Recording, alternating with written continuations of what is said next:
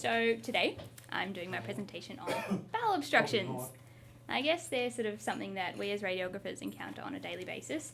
Some days it feels as though every second request form is querying some form of obstruction or perforation.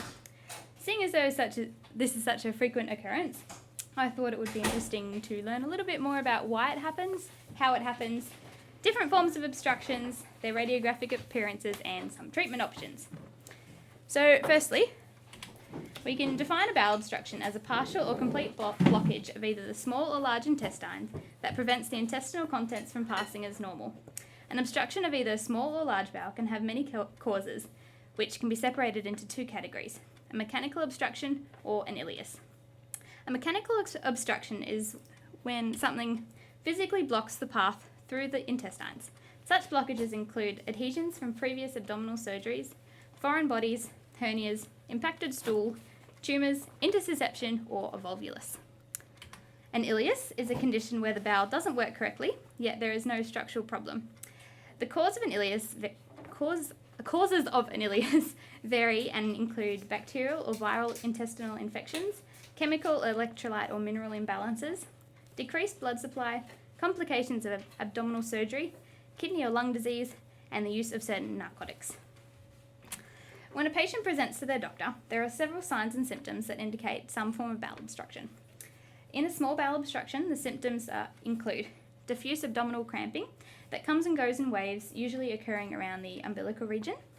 Nausea and vomiting is common, and in some cases where a low bowel obstruction is present, fecal vomiting can occur.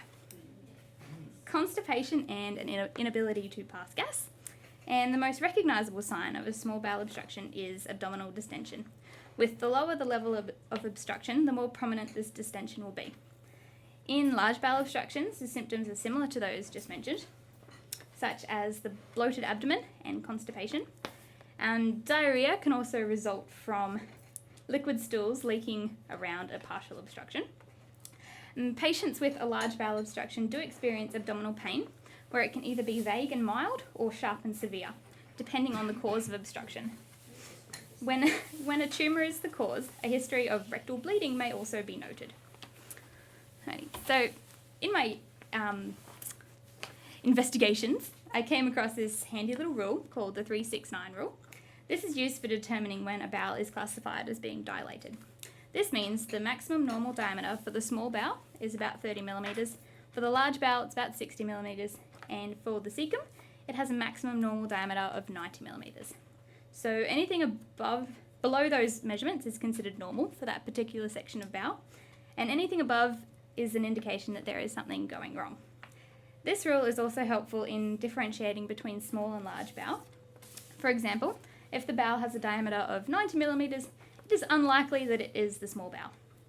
Another way to distinguish the small bowel from the large bowel when it is dilated is to take note of the mucosal markings. The small bowel has plicae circularis that transverse the entire width of the bowel, while the large bowel has haurstia that are further apart and only occupy a portion of the transverse diameter of the bowel, which you can see in those two pictures. In what is considered a normal abdominal X-ray, there is minimal gas, so the bowel loops are hard to distinguish, leaving a clear picture of the kidneys, psoas muscles, liver, and bladder outlines. When you compare it to a gasless small bowel obstruction, the bowel is so full of fluid, giving it an opaque appearance and obscuring the organs lying posteriorly, such as the kidneys. In many cases, a patient can appear to have large amount of air present in the bowel without it appearing abnormally distended. When a patient is in pain and naturally swallowing air faster than the bowel can absorb it, the bowel diameter is on the upper limits of normal and appears in this random interlocking pattern, very similar to the patterns on a giraffe. In this case, the small bowel distension is above the maximum normal limits, and the random tessellated pattern from the previous case is not present. There is evidence of a stepladder sign appearing in the upper left quadrant, indicating that this may be an early or partial small bowel obstruction. A patient who has severely dilated air-filled small bowel can have the appearance of a slinky, caused by the tightly spaced plicae circularis in the small bowel.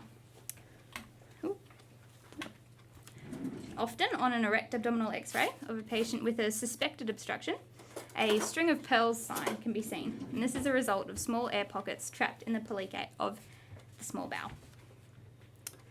Right. So when we talk about the two forms of small bowel obstructions, mechanical obstruction and an ileus, it is seen that they are largely different in their radiographic appearance. With a mechanical obstruction, almost all gas proximal to the obstruction is swallowed air. These distended loops of small bowel usually appear within 3 to 5 hours of the onset of a complete obstruction. However, over time, the dilated proximal bowel increases to the point where the distal bowel appears collapsed. The small bowel can become so distended that it is completely indistinguishable from the large bowel. It is important to also work out where the site of obstruction is.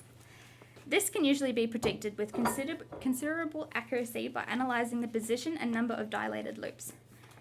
The presence of minimal dilated loops of small bowel located high in the abdomen, such as this example, where there's only probably 2 loops, this is an indication of an obstruction in the distal duodenum or jejunum.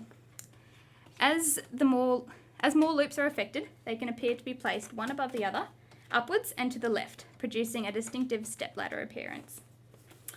CT is probably the perfect aid in defining a small bowel obstruction as opposed to X-ray, especially when an X-ray appears normal or non-specific. CT also allows for easier identification of the site, level and cause of obstruction, as well as the presence of bowel strangulation.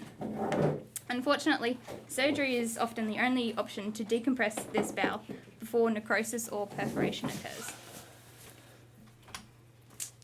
The feature that distinguishes an ileus from a mechanical obstruction is the presence of distended loops of small and large bowel, as opposed to just small bowel. Because of the diffuse air throughout the entire bowel, it makes it very difficult to determine the point of obstruction. The two major variants of an adynamic ileus are the localized ileus and the colonic ileus. The localized ileus is an isolated distended loop of small or large bowel, also known as a sentinel loop. This is often the result of an acute inflammatory process within the bowel.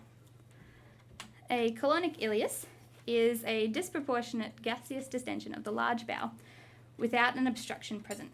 It usually follows or accompanies abdominal surgery or an acute inflammatory process that appears as a massive horizontal distension of the cecum. A CT scan is again useful for defining an adynamic ileus, especially if the cause is not known, such as acute pancreatitis. In patients who have acquired an ileus as a result of surgery, the ileus can resolve itself spontaneously in up to 48 hours. Treatment often includes the insertion of a nasogastric tube to aspirate the stomach and decompress the bowel. Electrolyte imbalances are also corrected at this time. And in the words of Ash Lant in Dem, there is no better feeling than putting an NG tube in and sucking tons and tons of gunk out of a patient with a massive obstruction. With hand demonstrations as well. Alrighty, so the leading cause of obstruction in children from 3 months to 3 years of age is an intussusception. This is where the proximal section of the intestines telescopes into the distal section during normal peristalsis. Once a start-off point has been established, the bowel continues to progress forward, increasing the obstruction. Essentially, it appears as though the distal section of the bowel is eating the proximal portion with every peristaltic movement. This can become very dangerous as the vascular supply is compromised and ischemic necrosis sets in. In children, this process is most common at the ileocecal valve. Symptoms of this condition tend to be abrupt with severe abdominal pain, blood in the stool, and often a palpable mass at the site. The mortality rate for an intussusception in a child that is treated promptly is less than 1%. However, if treatment is delayed for more than 48 hours, the mortality rate increases dramatically. In plain film X-ray for intussusception, it is often difficult to distinguish it from a small bowel obstruction. However, a contrast enema can sometimes be useful to clarify an obstruction from an intussusception. A CT is not usually indicated in children unless there is reasonable concern the child may in fact have an abdominal mass. An ultrasound will demonstrate the intussusception in the transverse plane as a swirled mass with alternating tissue rings, something like that, appearing much like a donut. The treatment of such a condition is usually a barium or air enema under fluoroscopy to untelescope the bowel. And I actually saw one of these when I was on prac as a student, and we had to call the radiologist in after hours, and they put the little baby under fluoro and a bit of air up there, and it sort of started popping out and then popped back in and then popped back out and popped back in, and eventually it just popped back out, and it was perfect, and the baby stopped crying. It's fantastic. In the case of hernias, there is bowel contents protruding through the abdominal wall. This is a classic Bundabergian hernia. The hernia doesn't usually become a serious problem until the herniated section of bowel becomes obstructed. And this can happen if the bowel becomes trapped or compressed at the point where it is protruding. This can lead to strangulation of the bowel, which cuts off the blood supply. A serious complication of the mechanical small bowel obstruction is strangulation of the bowel. In a closed loop obstruction, for example, a volvulus or incarcerated hernias, the loops going towards and away from the narrowing become obstructed. These segments usually fill with fluid and can appear as a tumour-like structure. As the intraluminal pressure rises, the blood supply to that section of bowel becomes occluded. First, the venous supply is obstructed, followed by the arterial supply. This ischemia can cause rapid necrosis of the bowel, leading to sepsis, peritonitis, and eventually death. The same process occurs in the large bowel when a volvulus occurs. An obstruction with a volvulus occurs with a volvulus because the bowel has twisted on itself and doesn't allow any intestinal contents to pass. This usually occurs in areas of the large bowel with a large amount of mesentery attached, such as the cecum or the sigmoid colon. A cecal volvulus usually occurs because of a fault in the embryonic development where the cecum develops a long mesentery, giving it more leeway to twist on its long axis. The distended cecum tends to be displaced superiorly and to the left, often appearing as a kidney-shaped mass. In a sigmoid volvulus, the sigmoid twists on its mesenteric axis to form a closed loop obstruction. The hugely inflated loop of sigmoid colon appears as an upside-down U shape, extending from the pelvis superiorly and to the right, sometimes extending all the way up to the diaphragm. Due to the massive distension, there are no haustral markings, and it appears as though a clown, almost like a clown has tried to make a balloon animal out of someone's colon. Not very nice. Anyway, so I did originally try to make like a big talk about the benefits of an erect abdominal x-ray versus not doing them. I couldn't find a lot of information except for these few little bits, so this is my last little section. Very often we are confronted with a request, or more often a demand, for an erect and supine abdominal series for a patient whom the doctors think have an obstruction. But there's often debate as to whether an erect abdominal x-ray is going to add any more information to the study and whether it should even be a part of a standard abdominal series. Quite simply, no.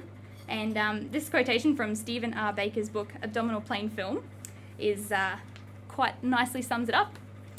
As long as there is sufficient gas in the bowel, the supine projection is adequate for the determination of intestinal obstruction. Eliminating the upright film can hasten the radiographic examination and frees a sick patient from the unnecessary rigour of assuming the erect position as a matter of routine. The main reason doctors want an erect abdominal x-ray is to check for air fluid levels, or to simply confirm what they already know. They are useful, though, in a gasless small bowel obstruction where the fluid-filled loops of small bowel can be seen to drop under the effect of gravity. In such cases, the erect film should be performed only when something suspicious is seen on a supine film and more clarification is needed. From a surgical perspective, I found a quote saying that the surgical registrars felt that the x-ray had helped in their management of half of the patients, probably because the majority of radiographs either confirmed or at least did not refute their clinical suspicions. On the other side of the fence, we have a quote from the Royal College of Radiology Guidelines that says, the erect film is to be used in equivocal circumstances, i.e. where the supine film is either not conclusive or open to variable interpretation. And I found this good representation it's a spectrum of abdominal plain films. where we have 6 different supine abdominal x-rays, starting at being blindingly normal, and with them being so normal, there is a low probability of new relevant information coming from an erect x-ray.